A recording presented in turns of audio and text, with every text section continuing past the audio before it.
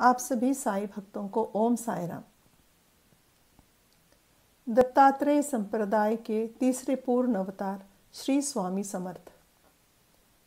श्री स्वामी समर्थ अक्कलकोट स्वामी महाराष्ट्र के अक्कलकोट में दत्त संप्रदाय के एक महान संत थे जो 19वीं शताब्दी में प्रकट हुए थे।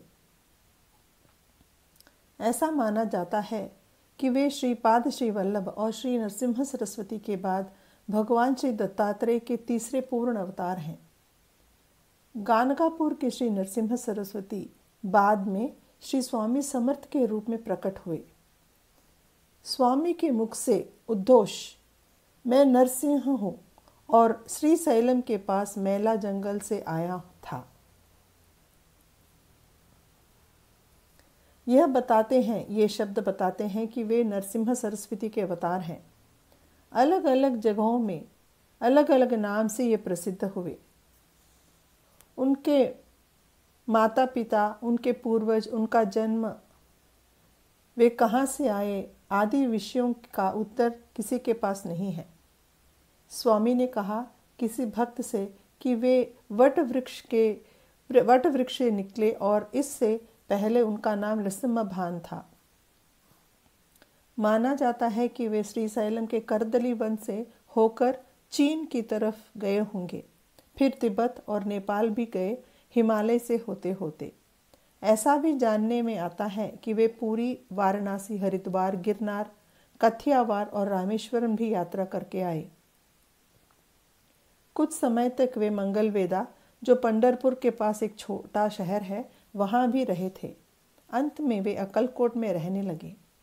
स्वामी समर्थ 1856 में अक्कलकोट पहुँचे। उसके बाद 22 साल वहीं रहे। अधिकतर समय वे उनके शिष्य चोलाप्पा के घर में ही रहे। उन्होंने 18 अप्रैल 1878 में समाधि ली। चलिए सुनते हैं क्यों स्वामी समर्थ को नरसिम्हा सरस्वती स्वामी के अवतार का रूप माना जाता है। श्री नरसिम्हा सरस्वती 1458 में करदली वन में महासमाधि लेने चले गए। वे वहाँ समाधि अवस्था में 300 साल रहे। एक बार एक लकड़हारा जंगल में जब लकड़ी काटने गया तो गलती से उसकी कुल्हाड़ी एक बाम्बी पर लगी और कुल्हाड़ी पर खून के निशान नजर आए। वो डर गया। देखा तो वो बाम्बी धीरे से टूटा और ध्यान में बैठे जो नरसिम्हा सरस्वती थे वे जागे और उस बाम्बी से स्वामी समर्थ बाहर निकले। इसके बाद वे कई जगह घूमने लगे। तो इस प्रकार स्वामी समर्थ का जन्म कभी नहीं हुआ था। वे नरसिम्हा सरस्वती के तपस्या अवस्था के 300 सालों के बाद अपने आप प्रकट हुए। एक एक जगह में अलग अलग नाम से जाने गए स्वामी समर्थ। कोई उन्हें चंचल भारती बुलाता था तो कोई उन्हें दिगंबर स्वामी। स्वामी के शिष्य चोलप्पा के घर पर ही उनकी समाधि और मंदिर बनाई गई अक्कलकोट में। स्वामी ज्ञान के भंडार थे। उन्हें अवधूत भी माना जाता था और महायोगी भी माने जाते थे। वे क्योंकि उनकी दिव्य शक्तियाँ इतनी थी कि वे सब कुछ बता सकते थे और उनकी भविष्यवाणी भी बहुत ही मजबूत थी। सभी जीव राशि, मानव और प्रकृति की हर सृष्टि में एकता देखते थे वे, जिस प्रकार हमारे साईं देखते थे। सभी में अपने आप को समाया हुआ रखते थे और ऐसा बयान भी करते थे। स्वामी समर्थ ने अपने जीवन काल में कई तजुर्बे दिखाए और कई लीलाएं भी रची।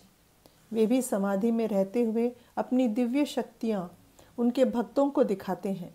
वे भी साईं की तरह कहते थे, मैं गया नहीं हूँ, अभी भी मौजूद हूँ। उनका जो मूल अभंग मंत्र स्वरूप में सभी उनके भक्त गाते हैं वह है श्री स्वामी समर्थ जय जय स्वामी समर्थ।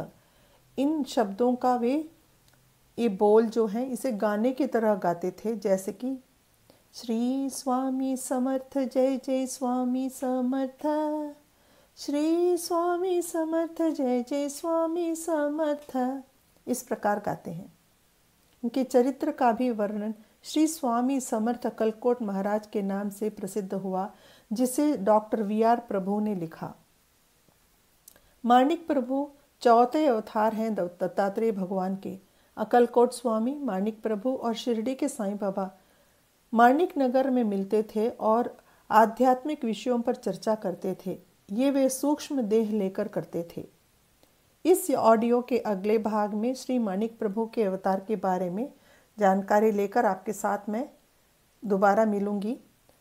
अक्कलकोट स्वामी के बारे में कहने के लिए तो बहुत है, लेकिन ये 5 मिनट या 6 मिनट ये सही नहीं रहेंगे, लेकिन इसलिए एक ऊपरी तौर से उनके जीवन के बारे में एक रेखा, एक स्केच जो बोलते हैं, वो मैंने आपको समझाया है। ओम साई राम, जय साई राम।